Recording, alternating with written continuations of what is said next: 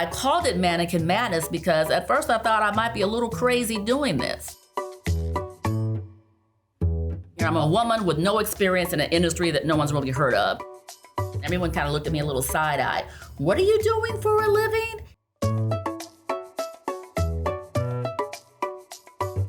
My name is Judi. I'm the owner of Mannequin Madness in Oakland, California.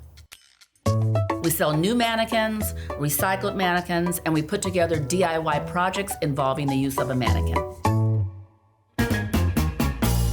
Mannequin Madness began as an accident in 2000. At the time I was working at a dot-com startup, and everybody there was a serial entrepreneur. Now at that point, no one looked like me who was an entrepreneur. I had never thought about entrepreneurship, but I thought this could be maybe an interesting little side hustle.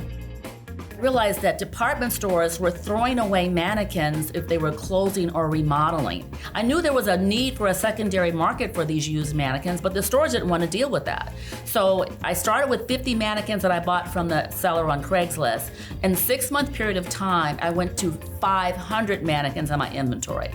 So we went from renting to selling. We started using our photo studio where people could come in to rent to take pictures. And then when e-commerce came along, I was able to apply new technology strategies to an old school business. And that really propelled me to a whole new level of success.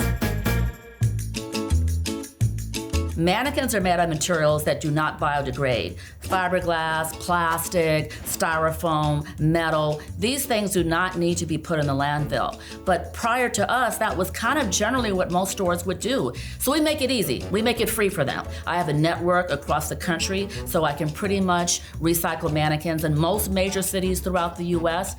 I say we average about 300,000 pounds of mannequins every 3 months. I had no idea it had this kind of potential, but I've always been big about how can we repurpose something and create some more value out of it. So that's really what drove me, and making money came along with that. We're gonna be on target this year to reach $1 million in sales. For a small business like us, that's a big target. It's called Mannequin Madness for a reason, because you don't know what you're gonna see when you get here. We have a warehouse/showroom. Our inventory changes depending on whatever store we're working with. So today we got a truckload of mannequins from a department store. Next week we may get something from a smaller boutique. People use mannequins for all kinds of art stuff. You know, I have mannequins in the garden. I've had mannequins that I've turned into lamps. I even have a little mannequin that's shaped like a little butler that has a little tray. I like that there's a little space here where we really, like I said, being creative and allowing other people to be creative as well.